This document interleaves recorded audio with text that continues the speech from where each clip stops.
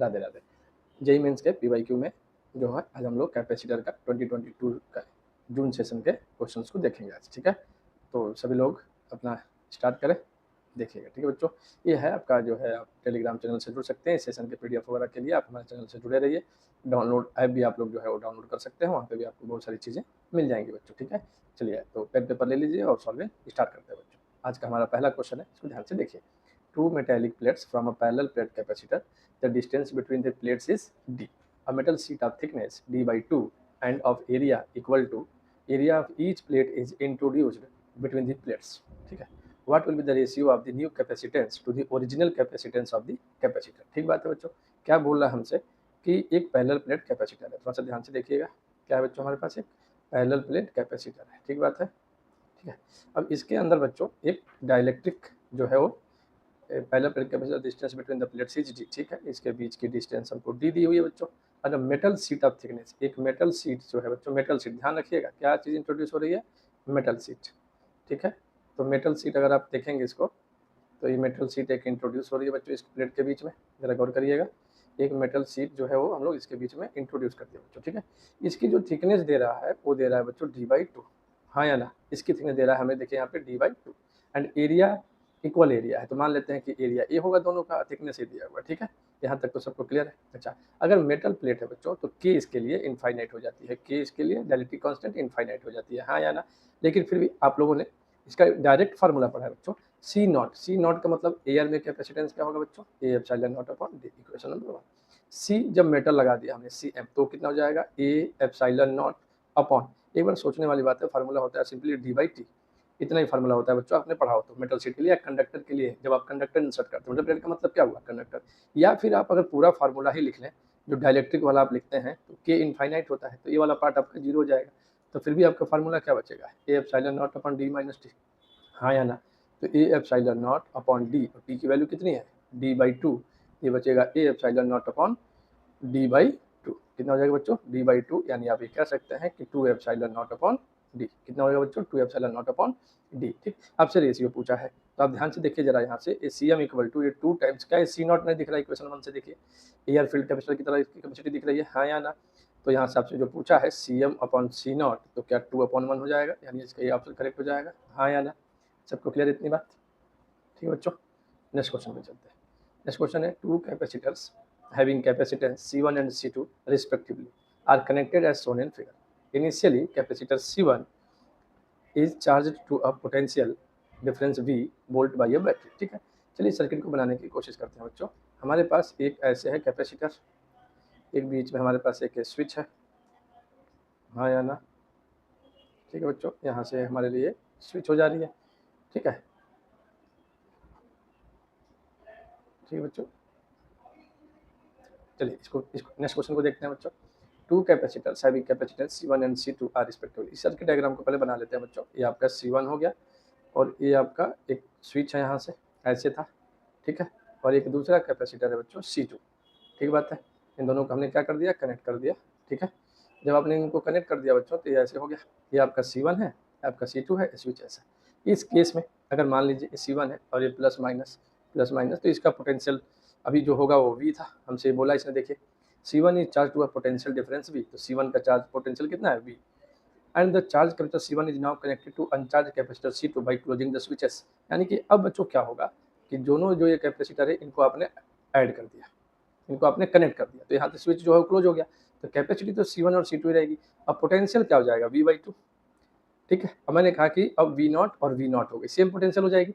सोचने वाली बात है ना कि पहले V था तो V0, अब ये पता है हमको कि V0 जो है वो V0 दोनों का जो इक्वल हो गया V0। तो हमसे पूछा क्या है, C2 by closing the switches the amount of charge on the capacitor C2 after equilibrium is, after equilibrium में C2 पे चार्ज कितना होगा, तो Q2 इक्वल टू हो जाएगा बच्चों C2।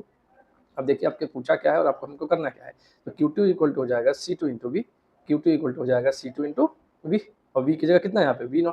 आफ्टर इक्विलिब्रियम मैंने जब कनेक्ट कर दिया तब की बात कर रहा है, ठीक है। अब किसी भी तरीके से अगर मुझे V0 मिल जाए तो मेरा काम हो सकता है। ये एक चीज़ बच्चों कभी नहीं बदलती है, आफ्टर जो भी चार्ज था वो और बाद में जो चार्ज था वो, तो पहले जो चार्ज था इसके पास, मान लीजिए इस सर्किट के पास टोटल चार्ज है Q1 और इस सर्किट के पास टोटल चार्ज है Q2, तो हमको एक बात पता है बच्चों, Q1 equal to Q2 charge कभी बदलेगा नहीं, तो Q1 कितना हो जाएगा C1 इंटू वी। क्यों C1 इंटू वी होगा बच्चों? क्योंकि C2 के पास कोई पोटेंशियल था ही नहीं, इनिशियली ओपन था स्विच, हाँ या ना। और यहाँ क्या हो जाएगा C1 इंटू वी नॉट और C2 इंटू वी नॉट। अगर यहाँ से आप ध्यान से देखें तो वी नॉट की वैल्यू मिलेगी बच्चों C1 into we upon C1 plus C2। क्या ठीक बात है, हाँ या ना? बोलिए। तो यहाँ से ये बात तो क्लियर हो गई ना आपको। अब हमको Q2 निकालना था बच्चों, हमें क्या फाइंड करना है Q2, तो C2 इंटू वी नॉट की जगह आप ये डालेंगे तो C1 into we upon C1 plus C2। ठीक है, मुझे उम्मीद है आप लोग को ये बिल्कुल क्रिस्टल क्लियर ये ऑप्शन दिख रहा होगा, C1 C2 upon C1 plus C2 into V, ये ऑप्शन इसका करेक्ट है, हाँ या ना? तो ये बात सबको क्लियर हो रही है बच्चों? ठीक है, चलिए नेक्स्ट क्वेश्चन पे चलते हैं। देखिए आपसे बोला है अ पैरेलल प्लेट कैपेसिटर, एक डायग्राम है बच्चों, इस डायग्राम को बना लेते हैं पहले हम लोग जरा सा। देखिए आपसे ये बोला है कि पैरेलल प्लेट कैपेसिटर है, ठीक बात है, और इससे एक डाइलेक्ट्रिक इसमें इसने ऐसे इंसर्ट कर दिया हुआ है ऐसे, ठीक है, ये हमारा डाइलेक्ट्रिक हो गया। ठीक, अब हमसे कुछ बातें इसने दे रखी है, क्या बच्चों? इसके के डाइलेक्ट्रिक कांस्टेंट की वैल्यू 3 है और दोनों प्लेट के बीच की डिस्टेंस d है। ठीक है, अच्छा अब क्या बोला है इसको पढ़ते हैं। अब parallel plate capacitor with plate area a and plate separation d equal to 2, तो d की वैल्यू दी हुई है 2 मीटर। ठीक बात है, प्लेट एरिया हमको ये दिया हुआ है, has a capacitance of 4 microfarad. तो पहले जो है वो कैपेसिटेंस जो अगर हम कहें कि C1 है तो वो कितना है बच्चों? 4 माइक्रोफैरड। ठीक बात है। The new capacitance of the system if half of the space between them, यानी कि जो यहाँ से अगर मैं T कहूँ तो T हो गया D/2, इसकी थिकनेस D/2 है, fill with the dielectric material of dielectric constant K equal to 3। ठीक है, एज शोन इन फिगर। तो आपसे पूछा है कि अब कैपेसिटी कितनी होगी, सिंपल सी बात है, हाँ या ना? तो बाद में कैपेसिटी कितनी होगी, चलिए बच्चों देखिए, जब एयर था तो उसको बोलते हैं C not a epsilon naught upon D, equation number 1, इसकी वैल्यू 4 माइक्रोफैरड दी है। ठीक है, हम इसको यूज करेंगे बाद में, यही तो C नॉट है, हाँ या ना? बाद में जब डाइलेक्ट्रिक इंसर्ट कर दिया तो डाइलेक्ट्रिक कांस्टेंट जब इंसर्ट कर देते हैं बच्चों तो फार्मूला हो जाता है ए epsilon not D minus T plus T by के, हाँ या ना? D minus T plus T by के। क्या ये बात क्लियर है सबको? क्लियर है, चलिए। अच्छा टी कितना है? D/2, और डी कितना है? 2 की वैल्यू, तो टी इक्वल टू कितना हो जाएगा? D/2 यानी 2/2 यानी 1। ठीक, सबकी वैल्यू पुट कर देते हैं, तो CM equal to A epsilon naught upon D, D मतलब 2 माइनस 1 प्लस 1 अपॉन 3, हाँ या ना?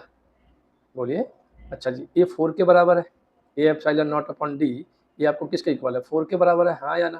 तो यहाँ से जरा समझिए बच्चों, ए एप्सिलॉन नॉट अपॉन की वैल्यू, ए एप्सिलॉन नॉट की वैल्यू, डी की वैल्यू 2 है तो 4 है, 8 हो जाएगी, हाँ या ना? ये लाइन समझ में आ रही है कि नहीं आ रही है? ए एप्सिलॉन नॉट 4 इंटू डी होगा और डी की वैल्यू कितनी दी हुई है? 2 के इक्वल, तो क्या 8 हो जाएगा, हाँ या ना? इसको सॉल्व कर लेते हैं बच्चों, ये 1 प्लस 1/3 होगा, एक एलसीएम लेंगे तो 8 इंटू 3 और ये हो जाएगा अपॉन में 4, तो ये हो जाएगा 2 यानी कि 6 माइक्रोफैरड हो जाएगा, हाँ या ना? सी ऑप्शन इसका करेक्ट होना चाहिए बच्चों। ठीक है, 6 माइक्रोफैरड। क्लियर है बच्चों? नेक्स्ट क्वेश्चन पे चलते हैं। कैपेसिटर C1, ध्यान से देखिएगा, capacitor C1 of capacitance 5 microfarad is charge to a potential of 30 volt. ठीक बात है, using a battery, the battery is then removed and the charge capacitor is connected to an uncharged capacitor C2 of capacitance 10 microfarad as shown in figure. When the switch is closed, charge flow between the capacitor at equilibrium, the charge on the capacitor C2 is। अच्छा ठीक बात, क्या बोला आपसे बच्चों? एक capacitor है, ध्यान से समझिएगा बच्चों, एक कैपेसिटर है C1 और एक स्विच है यहाँ पे जो कि ओपन है, और इधर एक कैपेसिटर है C2, इसकी सबकी वैल्यू दी हुई है। C1 आपको दिया हुआ है बच्चों 5 माइक्रोफैरड, अगर मैं C1 कहूँ और शुरुआत में इसका पोटेंशियल V1 कहूँ, इसको मैं C2 कहूँ और इस C2 की वैल्यू दी हुई है 10 माइक्रोफैरड। ठीक है, एज शोन इन फिगर। अब आप समझिए बच्चों, जब इसको कनेक्ट किया होगा, जब आप कनेक्ट कर देंगे, अभी पीछे क्वेश्चन किया आप लोगों ने ऐसा ही बिल्कुल सिमिलर क्वेश्चन है, तो मान लीजिए इसका पोटेंशियल अब कॉमन हो गया V0, और अभी तो ये C1 और C2 ही रहेगा, चार्ज सेम रहेगा। इधर क्या मिलेगा? C1 V1 equal to C1 plus C2 into V0। इसी तरीके से V0 कैलकुलेट हो जाए तो V0 क्या मिलेगा? C1 V1 upon C1 plus C2। बोलिए हाँ या ना? C1 प्लस C2 हो जाएगा। अच्छा, और Q2 हमसे पूछा है तो Q2 कितना हो जाएगा? C2 into V0। अभी तो क्या Q2 into C2 into V0, और V0 की वैल्यू यहाँ पे रख दीजिए, तो Q2 equal to C1 C2, अरे हाँ या ना? C1 C2 और ये साथ में यहाँ पे V1 आ जाएगा बच्चों, हाँ या ना? ये V1 या V बोलिए, जो भी बोलिए आप, V1 अपॉन यहाँ से हो जाएगा बच्चों C1 प्लस C2। अब सबकी वैल्यू पता है, तो Q2 equal to C1 C2 कितना है? एक 5 है और एक 10 है, तो ये हो जाएगा 50 इंटू 10 की पावर -6 माइक्रोफैरड में है, तो 10⁻⁻6 इंटू 10⁻⁻6, ये गलती मत करिएगा, ये दोनों माइक्रोफैरड में तो 10⁻12 होना चाहिए, हाँ कि ना बच्चों। अच्छा, वोल्टेज कितना दिया हुआ था मुझे, 30 वोल्ट तक, ठीक। और नीचे मिला आपका ये है 5 और 10, तो हो जाएगा 15 इंटू 10⁻⁻6, 10⁻⁻6 10⁻⁻6 कैंसिल, 15 और हो जाएगा 2, तो हो जाएगा 100 इंटू 10⁻⁻6। तो अगर माइक्रोकुलाम में पूछा है तो आप इसको बोल देंगे 100 माइक्रोकुलाम। तो यहाँ पे क्या फिल कर देंगे बच्चों, 100, हाँ या ना। क्वेश्चन क्लियर हो रहा है, ठीक है बच्चों, साथ साथ सॉल्व करते रहिए आप लोग, ठीक है, आगे बढ़ते हैं। अब आपसे नेक्स्ट क्वेश्चन है बच्चा, ज़रा ध्यान दीजिएगा इस पर, ठीक है। आपसे बोला है कि a force of 10 Newton acts on a charge particle placed between two plates of a charge capacitor, ठीक बात है। चलिए 2 प्लेट ले लेते हैं चार्ज कैपेसिटर पे। If 1 plate is removed, 1 minute बच्चा, पहले इसको बना लेते हैं, ठीक है। चलिए अगर इस पर मैं प्लस सिग्मा मान लूँ तो इस पर मैं माइनस सिग्मा मान लूँगा, और बीच में हमसे बोला है कि यहाँ पे एक चार्ज रखा हुआ है बच्चों, एक चार्ज रखा हुआ है, तो इस पर फोर्स लगना है, ठीक है। तो फोर्स किधर लगता है, इलेक्ट्रिक फील्ड के डायरेक्शन में, और कैपेसिटर के अंदर इलेक्ट्रिक फील्ड तो ऐसे ही बनेगी, हाँ या ना। तो इस चार्ज पे फोर्स भी इधर ही लगने वाला है, बोलिए क्या ये क्लियर है पॉइंट, हाँ या ना। If 1 plate is remove then the force acting on that particle will be, ठीक है। अच्छा बच्चों, F इक्वल टू होता है Q इंटू ई, ये बात तो सबको क्लियर है। और कैपेसिटर प्लेट के अंदर जो इलेक्ट्रिक फील्ड होता है वो सिग्मा अपॉन एप्सिलॉन नॉट। तो F जो है वो डायरेक्टली प्रोपोर्शनल टू हो गया E के। अब अगर ध्यान से देखिए तो यहाँ से, हाँ या ना। अब ये कह रहा है कि एक प्लेट रिमूव कर दिया तो कर दो भैया, प्लस सिग्मा हो गया। अब यहाँ पे है आपका चार्ज Q, जो चार्ज वहाँ था अब यहाँ है Q। अब इस पर फोर्स लगाना है। एक बात बताइए, एक प्लेट की वजह से यहाँ पे इलेक्ट्रिक फील्ड की वैल्यू कितनी होती है, sigma upon 2 epsilon not, sigma upon 2 epsilon not electric field की वैल्यू होगी, हाँ या ना, सिग्मा अपॉन 2 एप्सिलॉन नॉट, ठीक बात है। और F इक्वल टू कितना हो जाएगा, अच्छा पहले देखिए ना, पहले कितना है, सिग्मा अपॉन एप्सिलॉन नॉट, तो F की वैल्यू कितनी हो जाएगी, Q into sigma upon 2 epsilon not. और जरा ये देखिए क्या लिखा है, सिग्मा अपॉन 2 एप्सिलॉन नॉट, क्या ये पहली बार में F1 मान लूँ और दूसरी बार में बच्चों F2 मान लूँ, तो क्या ये F1/2 नहीं है। तो पहले अगर 10 न्यूटन लग रहा था, पहले अगर 10 न्यूटन था तो अब 5 न्यूटन होगा, ऑब्वियस है, हाँ या ना। अब क्या हो गया बच्चों, 5 न्यूटन होगा, तो इसका ही ऑप्शन करेक्ट होना चाहिए। समझ में आया कैसे, सिंपल फार्मूला है और कुछ नहीं किया गया बच्चे, ठीक है। चलिए नेक्स्ट क्वेश्चन देखते हैं। A parallel plate capacitor filled with the medium of dielectric constant, आपको डाइलेक्ट्रिक कांस्टेंट दिया हुआ है बच्चों, कितना, डाइलेक्ट्रिक कांस्टेंट 10 दिया हुआ है। क्या कह रहा है, सारी बातों को समझते हैं, ठीक है। is connected across a battery in charge. The battery slab is replaced by another slab of battery constant 15. Then the energy of capacitor will increase करेगा डिक्रीज करेगा, बात की बात है। चलिए क्या कह रहा है, एक कैपेसिटर है और सबसे पहले उसको एक बैटरी से कनेक्ट किया गया है, ज़रा समझने की कोशिश करते हैं। मान लीजिए V0, बाद में फिर से वही कैपेसिटर है, कुछ चेंजेज हुई हैं बच्चों, और वो क्या चेंजेज है वहाँ पढ़ के अभी देखते हैं, ठीक है। तो चलिए पहले इसमें एक डायलेक्ट्रिक कांस्टेंट पर दिया K1 और उसकी वैल्यू है 10।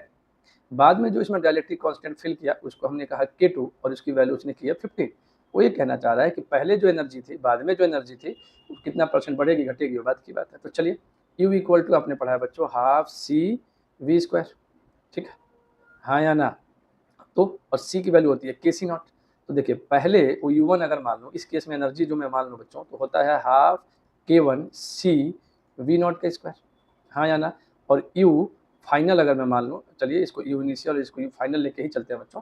ये फाइनल में अगर मान लूँ तो ये हो जाएगा हाफ K2CV0²। अब ध्यान से समझिए, अगर डायलेक्ट्रिक कांस्टेंट इंक्रीज किया गया होगा तो एनर्जी बढ़ेगी, ऑब्वियस है इंक्रीज होगा। हिसाब हमको दिख रहा है कि इंक्रीज होगा, क्यों, क्योंकि डायरेक्ट्रिक कांस्टेंट पे डायरेक्टली प्रोपोर्शनल है U, देखिए ना, हाँ या ना। तो K2 की वैल्यू ज़्यादा है तो फाइनल ज़्यादा होगा। अगर कोई चीज़ आपके पास बढ़ जा रही है इसका मतलब वो इंक्रीज कर रही है, तो ये तो पक्का है कि इसमें A, C और D में होगा, B तो बिल्कुल नहीं होगा। अब सवाल है कितना, तो इंक्रीज निकालने के लिए बच्चों हमारे पास होता है U initial upon U initial into 100% में पूछा है, निकाल लेंगे, ठीक बात है इतनी। देखिए हाफ CV0² सब में से कॉमन हो जाएगा, यहाँ से हाफ CV0² फाइनल में से यहाँ बचेगा सिंपल K2, यहाँ से बच जाएगा K2 माइनस K1 और अपॉन में बच्चों हाफ CV0² इंटू K1, ये सारा कट जाएगा, इंटू 100 है, तो फाइनल आपको मिलेगा बच्चों K2 upon K1 minus 1 into 100, ठीक बात है। K2 है 15, ये है 10 माइनस 1 इंटू 100, तो आप ये देखेंगे ये मिलेगा 5/10 इंटू 100, 10 तो ये आ गया बच्चों 50%। साफ दिख रहा है? तो कौन सा ऑप्शन होना चाहिए इसका? 50% से इंक्रीज करेगा। आप देख लीजिए, इसका ये ऑप्शन करेक्ट है। हाँ या ना? क्या ये बात क्लियर है बच्चों? उम्मीद है कि आप लोग को यहाँ तक बातें क्लियर हो रही हैं, थोड़ी थोड़ी सी जो भी है। ठीक है, चलिए नेक्स्ट क्वेश्चन पे चलते हैं बच्चों। नेक्स्ट क्वेश्चन है आपका, if charge stored is increased by, if charge stored is increased by 2 coulomb, जो चार्ज स्टोर किया गया बच्चों, अगर वो 2 कूलम से इंक्रीज कर दिया जाए तो एनर्जी स्टोर्ड जो है वो इंक्रीज हो जा रही है 44%। The original charge on the capacitor is. ठीक है, चलिए देखते हैं इसको क्या करना है बच्चों, जरा ध्यान दीजिएगा। ठीक है ना? ठीक, देख लें बच्चों, आपसे बोला है कि इंक्रीज बाई 2 कूलम, तो ठीक है, तो पहले तो हमारे पास एनर्जी होगी ना कुछ, तो हो जाएगी क्यू स्क्वायर अपॉन 2c। अब आप लोग ये सोचेंगे कि ये Q square half C B square क्यों नहीं लिया बच्चों? इसमें देखिए पूरे क्वेश्चन में कहीं पोटेंशियल का जिक्र नहीं है।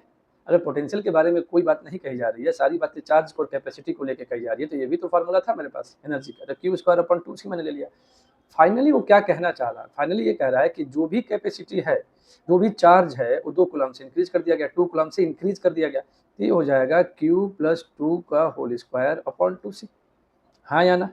अब आपसे ये बोला है कि जो एनर्जी में इंक्रीज हुआ 44% है, इसका मतलब UF minus UI upon UI into 100 equal to 44। हाँ या ना? Equal to 44। क्या ये बात क्लियर है बच्चों सबको? ठीक है, अब इसको आप सॉल्व कर देंगे। 44% होता है ना, तो इतना लिख के और इंटू 44/100 करते हैं, 100 इधर आता। अब चाहें तो हम इसको सॉल्व कर सकते हैं बच्चों। ठीक है, 4 से ये हो जाएगा 25, ये हो जाएगा 11। तो UF minus UI upon UI 11 upon 25 हो गया। हाँ या ना? अब चलिए UF में जरा समझिए बच्चों, Q प्लस 2 का होल स्क्वायर, देखिए हाफ 2c सब में से कट के बाहर हो जाएगा, इतना तो आप लोग समझ गए होंगे। और क्यू स्क्वायर अपॉन नीचे इनिशियल में भी आपको केवल क्यू स्क्वायर बचेगा। क्या ये बात क्लियर है? और ये आएगा 11/25। हाँ या ना?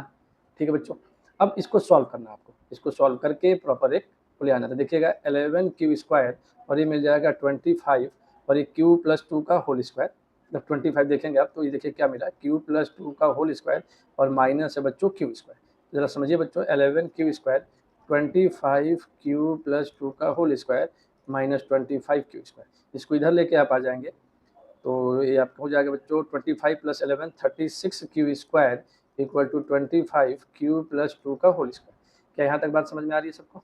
हाँ या ना?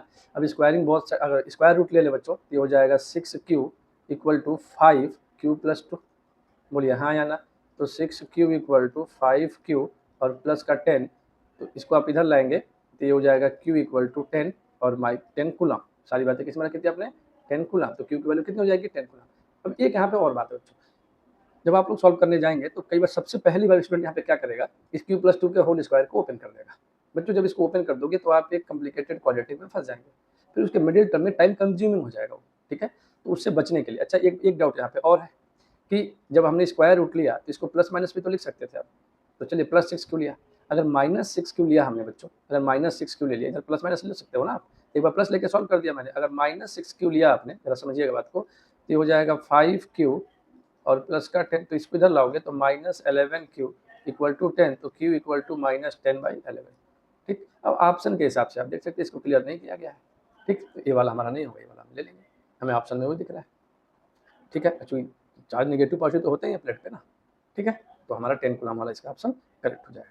ठीक है, बोलिए। ठीक, आगे बढ़ते हैं। Capacitor is form by 2 plates each of area 30 centimetre square separated by 1 millimetre. ठीक है, डाइलेक्ट्रिक स्ट्रेंथ दिया हुआ है, तो हमें डाइलेक्ट्रिक स्ट्रेंथ का मतलब होता है बच्चों कि मैक्सिमम आपको क्या दिया हुआ है, मैक्सिमम इलेक्ट्रिक फील्ड दी हुई है, एक तरीके से ऐसे समझिए, मैक्सिमम इलेक्ट्रिक फील्ड दिया है, चार्ज आपको पता है, तो चलिए इलेक्ट्रिक फील्ड आपको दिया हुआ है बच्चों, डाइलेक्ट्रिक स्ट्रेंथ का मतलब समझिएगा मैक्सिमम इलेक्ट्रिक फील्ड। एक बात याद रखिएगा, डाइलेक्ट्रिक स्ट्रेंथ का मतलब क्या है? Maximum electric field. ठीक, और ध्यान जरा दीजिए बच्चों, ये वोल्ट पर मीटर लिखा है, अगर आपको थोड़ी यूनिट भी ध्यान हो तो इलेक्ट्रिक फील्ड की यूनिट है, बड़ी मैक्सिमम होती है, ध्यान रखिएगा। E equal to sigma upon K epsilon naught, जब डाइलेक्ट्रिक कांस्टेंट की बात हो तो के टाइम्स हो जाता है, ध्यान रखिएगा, के एप्सिलॉन नॉट। अब आपसे के की वैल्यू पूछिए इसमें तो जरा समझिएगा बच्चों, E इक्वल टू ये सिग्मा कितना होता है? Q अपॉन ए साथ में के और एप्सिलॉन नॉट। हाँ या ना?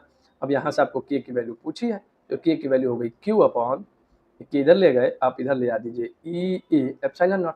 अब यहाँ से आपको के की वैल्यू निकालनी है, तो k की वैल्यू के लिए आपको q चाहिए और q आपको कितना दिया हुआ है 7 × 10⁻⁻6। अब अपॉन में ध्यान दीजिएगा बच्चों, ई मैक्सिमम कितना दिया हुआ है 3.6 × 10⁻7 इंटू एरिया आपको दिया हुआ है बच्चों कितना 30 पाई × 10⁻⁻4। हमने यहाँ पे कन्वर्ट कर लिया था, हाँ या ना, ये बात तो क्लियर हो रही है आपको? ठीक है। उसके बाद बच्चों ये आपका ठीक है 30 पाई 10⁻⁻4 इतना कर दिया इंटू फिर एप्सिलॉन नॉट। अब एक बात समझने वाली बात है बच्चों यहाँ से ज़रा, अब आपकी कैलकुलेशन है तो 1/पाई एप्सिलॉन नॉट की वैल्यू हम अगर यहाँ से चाहें, देखिए 1/पाई, देखिए जो एक वैल्यू दी हुई है ना, ये वाला क्वेश्चन में ज़रा ध्यान दीजिए, 1/4 पाई एप्सिलॉन नॉट की वैल्यू, अगर आप ज़रा गौर करो बच्चों, तो 1/पाई एप्सिलॉन नॉट अगर हम यहाँ से चाहें 4 का मल्टीप्लाई करके 36 × 10⁹ यूज कर सकते हैं। तो जरा देखिए पाई और एप्सिलॉन नॉट, इसको स्मार्टली यूज करिएगा इस बात को, ठीक है ना, तभी ये काम कर पाएंगे आप अच्छे से।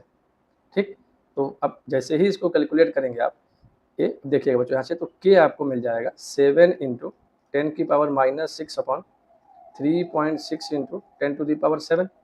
अच्छा एक काम और कर सकते हैं आप, 3.6 × 10⁻7 लिखा है बच्चों, इसमें से पॉइंट को गायब कर दीजिए और इसको लिख दीजिए 36 × 10⁻6, इतना तो लिख सकते हैं, इंटू ये देखिएगा 30 × 10⁻4 है बच्चों, और इसमें से जो पाई और एप्सिलॉन नॉट है 1 में है, इसकी वैल्यू मैं यहाँ लिख दे रहा हूँ, वो कितना है 36 × 10⁻9। अब जब आप इसको सॉल्व कर देंगे तो आसानी से सॉल्व हो जाएगी। देखिए 10⁻6 -4 है ना, सॉरी बच्चों ये आपकी -4 होगी, तो ध्यान दीजिएगा, इंटू 10⁻4 है। ठीक है, चलिए अब इसको सॉल्व कर लेते हैं। जब इसको सॉल्व करेंगे बच्चों तो k की वैल्यू अप्रॉक्सीमेटली 2.33 के आसपास आ जाएगी। ठीक है, इसको सॉल्व करना कोई बड़ी बात नहीं है। देखिए 36 से 36 कैंसिल हो जाएगा, ठीक है, 7 3, अब इस 10 की पावर्स को आपस में सॉल्व कर दीजिए, ये भी ऊपर चला जाएगा, ये 12 हो जाएगा और ये 13 हो जाएगा, तो सिंपल क्या बचेगा 7/3। देखिए ना यहाँ से सिंपल बच रहा है बच्चों 7 × 3, 7/3 ये बच गया, और एक जीरो ले लीजिए तो 10⁻³ हो जाएगा, हाँ या ना, एक जीरो अगर इस 4 के साथ गायब कर देंगे तो 10⁻³ हो जाएगा, ये ऊपर चला गया तो 9 3 12 और 6 6 12, तो 7/3 सिंपल सिंपल सिंपल बच गया बच्चों।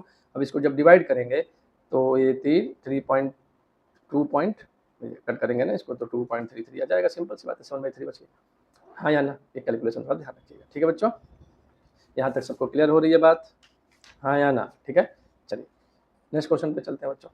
A capacitor is discharging through a resistor capital R. Consider in time t1. The energy stored in the capacitor reduces to half of its initial value and in time t2 the charge stored reduces to 1/8 of its initial value. The ratio t1/t2 will be. देखिए बच्चों ये capacitor के charging discharging का question है। तो किसी भी capacitor को जो चार्ज देते हैं बच्चों, उसका पहले आपको एक्सप्रेशन पता होना चाहिए, Q = Q0 e⁻t/RC, हाँ या ना? अब आपसे क्या बोला है, U = जो पहले था वो आधा हो जाएगा एट टी, हाँ कि ना? तो पहले कितना था बच्चों, पहले U कितना था Q²/2C, और बाद में कितना हो गया Q0²/2C × 2। ठीक है, तो जब आप इसको सॉल्व करेंगे C से C कैंसिल, 2 से 2 कैंसिल, और ये आप इसको देखेंगे तो मिलेगा Q = Q0/2। तो जब आपसे एनर्जी हाफ हो रही है, आपसे बोला ना हाफ ऑफ द वैल्यू, जब एनर्जी आपकी हाफ हो रही है, यहाँ पे बताया रिलेशन है, देखिए अगर हाफ हो रही है तो चार्ज भी हाफ हो जा रहा है, अब आपके पास कोई दिक्कत ही नहीं है। ठीक है, ये √2 में आएगा बच्चों, जब स्क्वायर रूट लोगे तो √2 में आएगा। अब बस हम इस कैलकुलेशन को कर लेंगे, कैसे, Q की जगह Q0/√2 रख दीजिए, तो Q0/√2 इक्वल टू है बच्चों Q0 और e⁻t/RC, हाँ या ना? अब Q0 से Q0 कैंसिल, इसको आप लिख सकते हैं 2⁻⁻1/2 और e⁻t/RC, taking log both side. जब लॉग लेंगे बच्चों तो ये मिलेगा 1/2 log 2, ये माइनस कट जाएगा ना, -1/2 होगा, ठीक है कोई बात नहीं, इसमें से जब लोगे तो ये बचेगा -t/RC, हाँ या ना? तो माइनस से प्लस हो गया बच्चों, क्या इतनी बात समझ में आ रही है? ठीक, अब उस समय जो टाइम था वो t1 था, हमसे जो बोला इस समय जो टाइम बोला है, जब चार्ज इतना हो गया है तो ये टाइम t1 था, मैंने कहा जी ठीक है। अब a capacitor is discharged through resistor R consider time t1. The energy stored in the capacitor reduces to half its initial value and in time t2 the charge stored reduces to 1/8 of the initial value. तो charge store हुआ 1/8 हो गया। अब ये जब energy half हुई तब time t1 में हुई, जब चार्ज 1/8 हुआ वो टाइम t2 था। तो मुझे बच्चों किसी भी स्थिति में पहली बार में क्या बोल रहा है कि जब एनर्जी हाफ हुई तो मैंने उससे चार्ज का रिलेशन निकाल लिया, और दूसरी कंडीशन में क्या बोल रहा है, कंडीशन सेकंड में क्या बोला उसने कि चार्ज तो Q/8 हो ही रहा है, इसने तो अब कोई दिक्कत ही नहीं बोली। Q0 माइनस ई की पावर T2 बाई RC, हाँ या ना, तो Q0 कैंसिल, 1/8 तो इसको लिख सकते हैं बच्चों 2 की पावर -3 और e की पावर -T2 बाई RC। ऐसा क्यों कर रहे हैं, क्योंकि मुझे लॉग लेना है। और फिर वही वाली बात है बच्चों, -3 log 2 और -T2 बाई RC, बस इतना ही होगा, क्योंकि लॉग बेस और ये सेम हो जाएगा तो उसकी वैल्यू 1 हो जाएगी, हाँ या ना। ई अगर यहाँ पे ई है तो लॉग का बेस अपने आप ई होता है, तो ये नेचुरल लॉग का बेस ई होता है, तो ई से ई अगर दोनों सेम होती हैं तो क्या होता है, लॉग की वैल्यू 1 हो जाती है। अब यहाँ से आप देख लीजिए, जब आप इसको सॉल्व करेंगे बच्चों, log 2 बेस 3 इक्वेशन नंबर 2।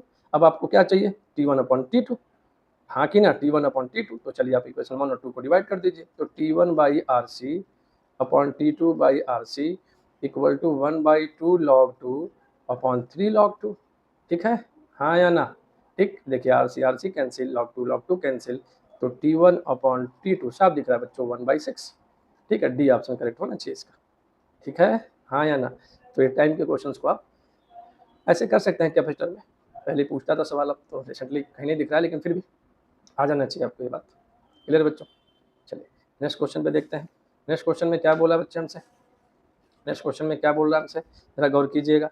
आपसे कह रहा है कि जो भी ये जो शेप दिख रहा है आप लोग को, इसको देख के बच्चे कई बार घबरा जाते हैं कि ये क्या दिया हुआ है, कुछ नहीं दिया बच्चों। अब जरा गौर करिए, इसने पहले से आसान कर दिया हमको। देखिए ए बी है और फिर ये दोनों प्लेट के बीच की दूरी दो है, और दोनों बी ही है, ठीक है। अब आपको करना क्या है बच्चों, यहाँ पे हमें कुछ नहीं करना है, ध्यान से समझिएगा जरा क्या कर रहा हूँ मैं। अब मैं प्लेट्स के नाम दे रहा हूँ बच्चों में, बस कैसे देखिए, अगर ये प्लेट 1 है, मैं इसको बना नहीं रहा, 1 है, तो ठीक इसके सामने 1 है, ये दोनों मिलके एक कैपेसिटर बनाएंगे, जिनके प्लेट के बीच की दूरी, जिनके प्लेट के बीच की दूरी कितनी होगी, आप एक को सोचना पड़ेगा। दोनों के प्लेट के बीच की दूरी ये कितने डिस्टेंस पे है, बी पे, तो बी बन जाएगा। अगर इस प्लेट को 2 दूँ और 2 दूँ और इसको 3 दूँ और 3 दूँ, तो चलिए आप यहाँ से लिखना शुरू कर दीजिए। बी है दोनों प्लेट के बीच की दूरी, फिर इन दोनों प्लेट के बीच की दूरी 2b है और इन दोनों प्लेट के बीच की दूरी 3b है। तो अगर आप ध्यान से देखोगे, जब इस तरीके से होती है बच्चे, तो C इक्विवेलेंट इक्वल टू, और ये पैरेलल में होती है, इसमें आपस में कनेक्ट है ना प्लेटें, तो कैसे हैं, पैरेलल में है, तो सिंपली आप अगर कहो तो C1/C2 प्लस C3 मान लीजिए, ठीक है। अब जरा गौर करिएगा, ये 1 2 3 इस वाले प्लेट का लिखोगे, जब आप ए प्लेट एरिया ए है, ये जो ये लिखा है ना प्लेट एरिया, बीच की दूरी बी है, तो क्या लिखते हैं बच्चों, A epsilon naught upon B plus A epsilon naught upon 3b और plus A epsilon naught upon 5b, ध्यान रखिएगा, ठीक है।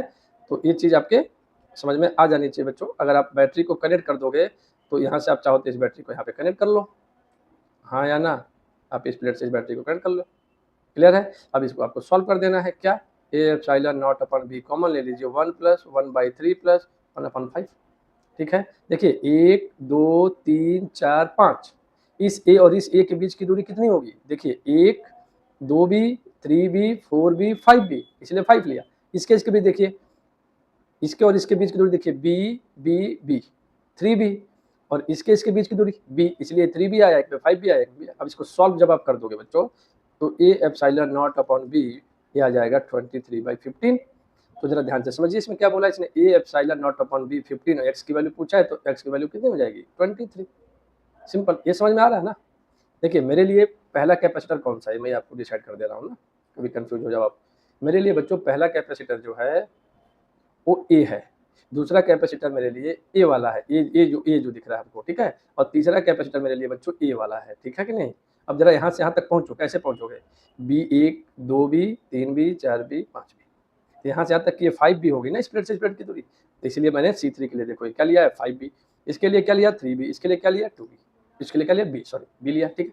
सॉल्व करोगे, एक्स की वैल्यू कंपेयर करने को बोला, यहाँ से देखिए आपके सामने, तो ये बी की वैल्यू दिख जाएगी, हाँ या ना। क्या ये बात क्लियर है बच्चों, ठीक है, समझ में आ रही है बात। नेक्स्ट क्वेश्चन पे चलते हैं बच्चों। इसमें क्या बोला है, the charge on capacitor of capacitance 15 microfarad in the figure given below is, क्या ही सवाल है बच्चों इसमें, ये तो आप लोग मुझे भी कर सकते हैं। 3 कैपेसिटर है, 1 2 और 3, ठीक है। इसको तो आप बिना पेन उठाए भी ट्राई कर सकते हैं। 10 माइक्रोफैरड 15 माइक्रोफैरड और ये हो जाएगा बच्चों 20 माइक्रोफैरड, 13 वोल्ट की बैटरी है।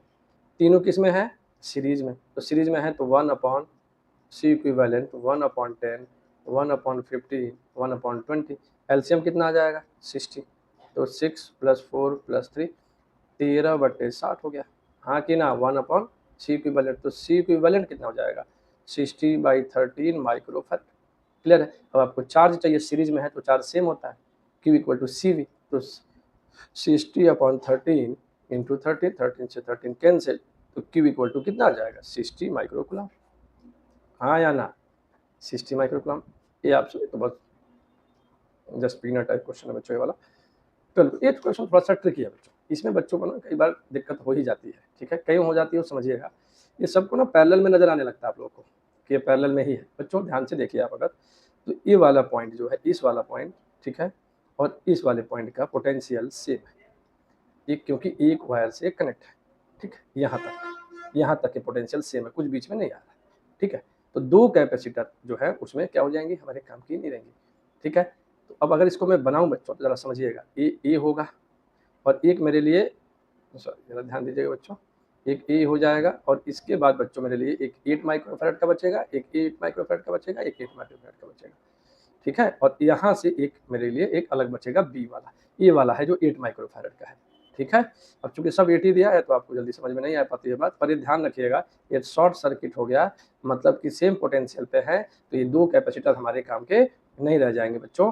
तो हम इन दोनों को नहीं लेंगे और सीधे सीधे क्या करेंगे, एक कैपेसिटर और एक कैपेसिटर लेंगे। देखिए सारी तीनों पॉइंट सेम पोटेंशियल पे है, तो सेम पोटेंशियल पे है तो जो कैपेसिटर्स हैं हमारे काम में नहीं आ पाएंगी, ठीक है, ये बात समझिएगा आप लोग, ठीक है। ये आपस में कनेक्ट हो गए ना, तो दोनों ऐसे समझिए, ये दोनों गायब हो गए, ठीक है। तो ये हमारे लिए 8 माइक्रोफैराड हो गया, क्यों, क्योंकि एक वायर से ही कनेक्ट है बच्चों, सेम पोटेंशियल पे आ गई, तो हमारे लिए क्या होगा, ये शॉर्ट सर्किट हो गई, हमारे लिए काम की नहीं है। अब ये 3 पैरेलल में है और एक सीरीज में है, 3 पैरेलल में है एक सीरीज में है, आप कैलकुलेट कर सकते हैं बच्चों। पूछा क्या आपसे, कैपेसिटी पूछी है ना, कैपेसिटी पूछे, तीनों पैरेलल में तो कितने हो जाएंगे बच्चों 24। अगर मैं सारे के सारे जो है तो ये हो जाएगा, अगर सी सब कुछ सी मान लें तो C = अगर आप 8 माइक्रोफैराड मान लें तो ये हो जाएगा 3C, हाँ कि ना, और ये है आपके लिए C, तो 3C × C/3 + C, ये C इक्विवेलेंट हो जाएगा। ये तो पैरेलल तो C से ऐड हो गया, जरा देखिएगा, तो ये मिलेगा 3C² 4C कट गया, तो ये मिल जाएगा 3/4 और C की वैल्यू कितनी थी 8, तो 4 दूनी 8 कितने आ जाएगा 6 माइक्रोफैराड। यहाँ पे क्या फिल कर दोगे 6, क्योंकि माइक्रोफैराड में तो पूछा ही आपसे, हाँ या ना, क्लियर है। ये क्वेश्चन है, इसमें क्या बोल रहा है बच्चा कि a capacitor of capacitance 50 picofarad is charged bye 100 volt source, ठीक है। एक कैपेसिटर है जो कि 50 पिकोफैराड का है और जिसका V1 जो है वो 100 है। एक दूसरा कैपेसिटर आइडेंटिकल है C2, लेकिन इसका V2 0 है। दोनों को आपस में बच्चों क्या कर दिया, कनेक्ट कर दिया। तो अब बताओ एनर्जी में लॉस कितना, ठीक है। देखिए यू लॉस का फार्मूला होता है, क्यों होता है U loss, some charge loss की वजह से, जब चार्ज शेयरिंग होती है तो कुछ चार्ज लॉस होता है, उसकी वजह से एनर्जी में लॉस होता है, ठीक है। तो इसका फार्मूला आप लोगों को याद होगा बच्चों, 1/2 C1 C2 upon C1 + C2 और V1 - V2 का होल स्क्वायर। देखिए जो ये फार्मूला है ना, ये तो याद रहता ही है वैसे बच्चों को जनरली, लेकिन फिर भी बच्चों एक छोटी सी बात आप ऐसा रख सकते हैं कि पैरेलल में रेजिस्टेंस का पैरेलल है, आप ऐसे मत समझिएगा कि इसका पैरेलल तो सीधे C1 + C2 होगा ना, आप वैसा रख सकते हैं। खैर कोई बात नहीं, इसके आगे देखिएगा 1/2 C1 C2 50-50 है, ठीक है। तो ये हो जाएगा आपका सीधे सीधे 50 × 50 × 10⁻⁻12 × 10⁻⁻12 अपॉन C1 + C2 यानी हो जाएगा 100 × 10⁻⁻12 और ये हो जाएगा 100 - 0 का होल स्क्वायर, 10⁻⁻12 से 10 पर 12 कैंसिल, 52 हो गया, 225 हो गया, डिवाइड किया तो 12.5 × 10⁻⁻12 × 10⁻⁻4, ये हो जाएगा 125 × 10 की पावर 12.5 × 10 की पावर -8 से एक और पॉइंट हटा दे बच्चों, 125 × 10 की पावर -9 यानी कि 125 नैनो जूल। तो यहाँ पे क्या फिल कर देंगे 125, हाँ या ना, क्या ये बात समझ में आ रही है सबको, क्लियर है बच्चों, ठीक है। तो मुझे उम्मीद है यहाँ तक आप लोगों ने इसको देखा होगा ध्यान से, ठीक है बच्चों। कई सारी लिंक डिस्क्रिप्शन में है, आप जाइए वहाँ से हमारे टेलीग्राम चैनल से जुड़िए, जहाँ पे सेशन के PDF वगैरह आपको मिल जाएंगे, ठीक है। ऐप डाउनलोड कर सकते हैं, वहाँ पे बहुत सारी चीज़ें हैं, ठीक है। जो बच्चे हमारे आसपास हैं उनके लिए भी एक भैया ऑनलाइन बैचेज जो भी हमारे हैं, जो रिकॉर्डेड लेक्चर्स हैं, लाइव लेक्चर्स हैं, सब में आप डाउट पूछने हैं, अपनी चीज़ों को क्लियर करने के लिए आप बिल्कुल हमारे सेंटर पर आ सकते हैं, पेपर देने आ सकते हैं, टेस्ट देने आ सकते हैं, ठीक है। समझ में आ रही है बच्चों, ठीक है। पेन पेपर का यूज करिए और एक अच्छी तरीके से इसको सॉल्व करिए, ठीक है। जी मैंने अब आपके लिए दूर नहीं है बच्चों, ठीक है। आज के लिए इतना ही, बहुत बहुत धन्यवाद।